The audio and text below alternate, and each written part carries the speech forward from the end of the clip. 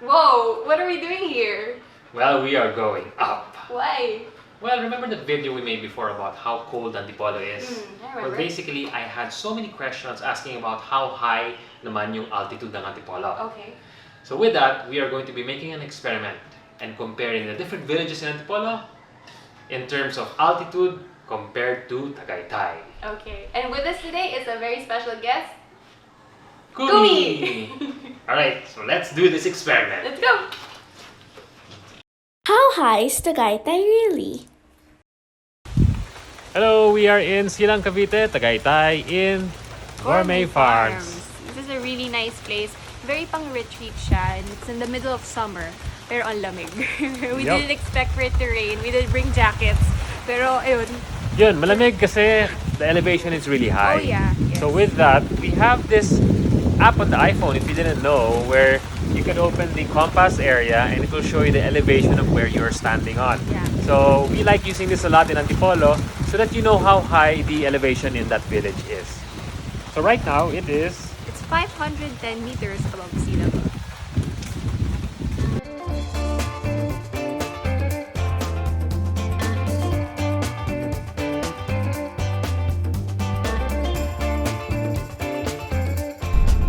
Alright, so we're driving around Parkridge now. So tell us what you like about Parkridge. I can't talk. Hi, Kumi, so heavy. Yeah, she's on my throat. Okay, the things I like about Parkridge. Number one, Parkridge is the closest to Metro Manila. So you can have an unobstructed city skyline view and be not so far away from the city. Number two, there's a really nice growing community already here and the houses are really beautiful. Big houses. Yes. And also, what I like about this village is that the homeowners association are very well intact and very well informed on their Viber group, as I noticed. So we are now in the village clubhouse of Parkridge, and right now we will check the altitude of this place. So what does it say? It says we are 70 meters. So 70 meters above sea level. 70 meters lang pala. Oo nga eh. But yeah, from this point you can already see a very nice view from this village.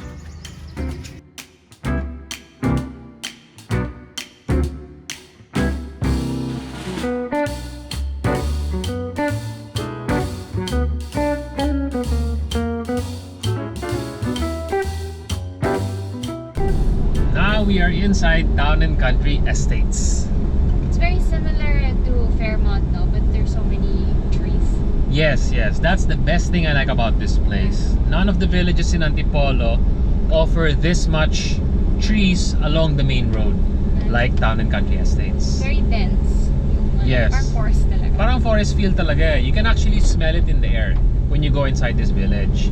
Now, another thing I really like about this place is that some lots here offer really nice unobstructed city skyline views.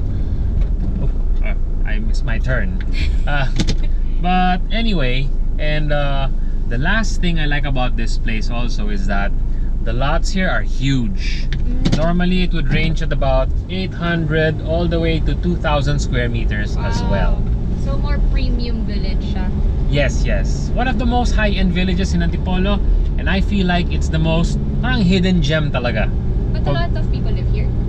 Yeah, at the moment there are a couple of people that are living here already, and I heard there are about, I think by the end of the year there will be almost 40 new houses in this village, and marami taga Metro Manila talaga.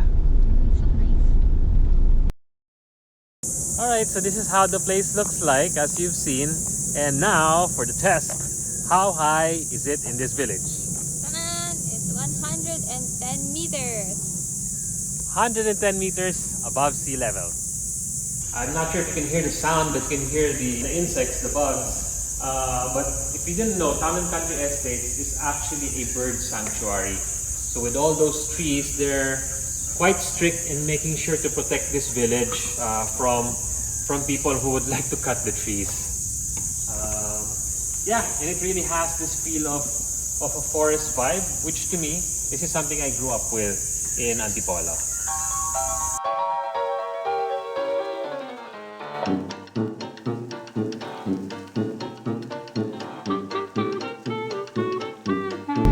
Alright, we are now inside Fairmount Village. So what's your favorite thing about Fairmount?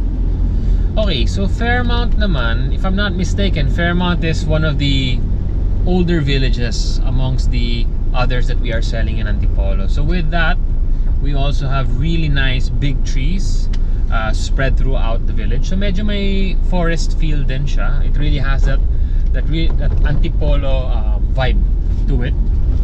Another good thing about this village is that the lots are relatively large. You're looking at about 600 to 1,500 square meters per cut. So low density siya. One thing to take note about this village though is the clubhouse is a little bit old na rin. So the joke that I get from most of my clients is, okay, malaki naman yung lote ko, I can just have my own amenities. And lastly, this village is actually located along Ortigas Extension, and that would take you really down a fast road going to Pasig all the way to Metro Manila. Oh, and if you want to know more about Fairmount, we actually have a video in our channel about it. Just check the link down below. Okay, so we are here in the clubhouse of Fairmount Village, and the altitude is 130. 130 meters above sea level.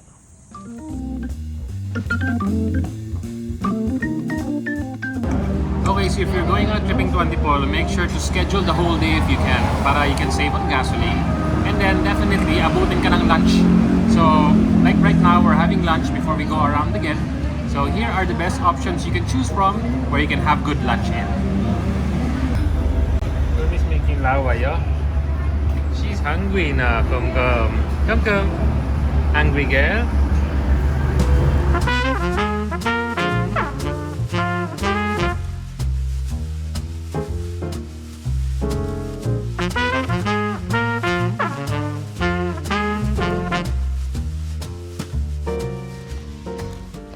Okay, so why do you like the peak? Okay, so firstly, I like the peak because of its view. It really offers that unobstructed city skyline if you're lucky to find a property over here that offers that view, you know. Alam mo naman pag maganda yung view, unahan eh. Other than that, it has a very good location when it comes to getting to the city, kasi it's about 2 kilometers away from the area called Tikling, which is the lower part of Antipolo, and that is along Ortigas Extension. So with that, you get to the city in about 30 to 40 minutes, of course, without traffic. Like that view? Yeah. Here, It's funny because we're not that high, but we get a really good city skyline. Wow, looky. Imagine if you had this view in your house. So anyway, after the question that we've been asking, how high is it here? 180. Okay, 180 meters above sea level.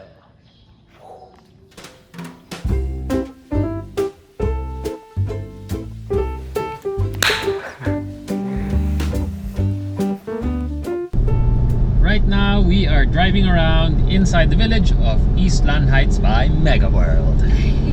Yeah, we always take Kumi to Eastland to walk around, but actually there's a lot of content already on the channel about Eastland Heights, but I wanted to ask you, to summarize, why do you like Eastland? Okay, I really like Eastland Heights. One, because for me, it seems like a eastern version of Ayala Alabang Village. Why is that? Because the size is similar. It's about 700 hectares also. But this one naman, it has a Tagaytay Highlands feel. Meaning, the elevation is high, which we will find out about it later. And then, also, I've been here probably 3 times a week over the last 3 years consistently. So I've seen all seasons, from foggy to seeing a very nice city skyline during the day and at night. And also the golf course view lots here are one of the best I've seen in Antipolo. Alright, so we are at the Eastland Heights Clubhouse, and now for the drum roll. How high are we right now? It's 300 meters. Wow. Alright, 300 meters na. We're getting much closer to the Tagaytay earlier, which was 510. It's getting a little chillier already. Yeah. Actually, medyo iba na nga dito. It's much cooler. Fresh There's air. more wind, it's fresh air, and let's go to the next one. I'm excited.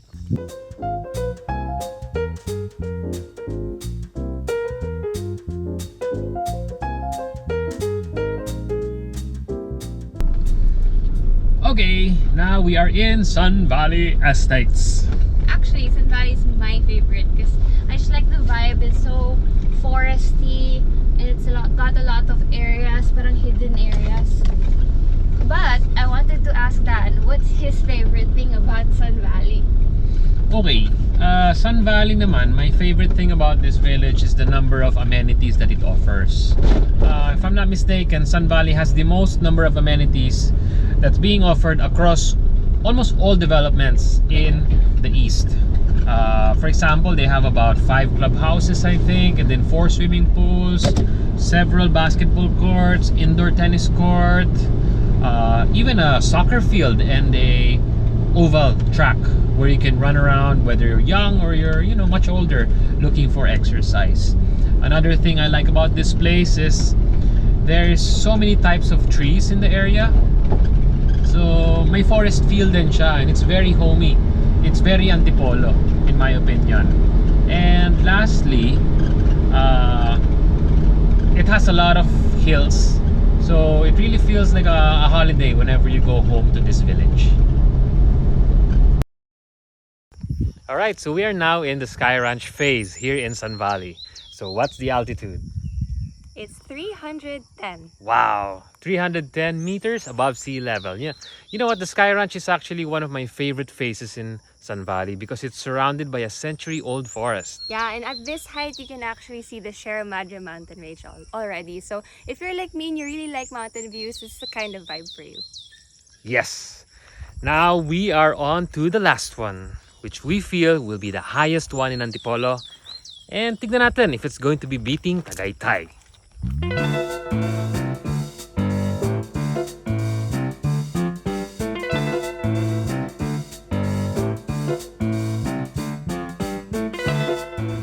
So what do I like about the Perch? One, it's located really up high in the whole village. Feels really different up there. The air is cooler and there's more wind. Number two, there's going to be a commercial area located about 200 meters away from it. So that area will have, they say there's going to be really nice restaurants overlooking the city skyline. And number three, it's a new village. So the amenities are going to be new and the area is quite high-end. Alright, so now I'm in the Perch. Si Charis won't join us today kasi I went here the following day. And now in the Perch, I borrowed another app. It's called Altimeter. Wala lang, it just looks better. And right now it is 317 meters above sea level. Alright, so you know what's crazy? I was actually standing here when I took that altitude meter thing at 317 above sea level. Pero I wasn't able to go up here kasi bawal pa pumunta dyan. In my estimate, that area could be about 400 meters above sea level.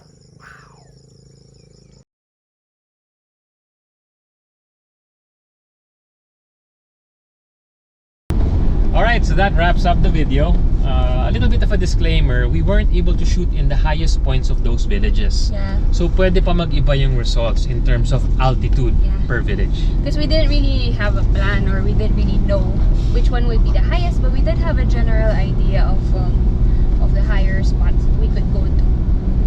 But I did learn something in this video, and that is that you don't actually need to be as high as Tagaytay to enjoy the same kind of climate and feel. Kasi all along I thought that Antipolo would be very high already, but turns out it's not the case, not compared to Tagaytay at least. Yeah. Pero compared to Tagaytay naman, Antipolo naman is much closer to the city, diba? And also much cheaper. Why? Because it's around 1/3 the travel time, and also wala siyang toll. So if you are looking for a place, holiday area where you can go to more often, and also definitely baka mas mura pa, Antipolo is the way to go. That's And right. one last announcement, is that we are launching a new brand, and it's going to be called Property Surf. So if you like our content, please stick around, and we'll catch you on the next one. Bye! Bye! Bye, Kumbum! Kumbum!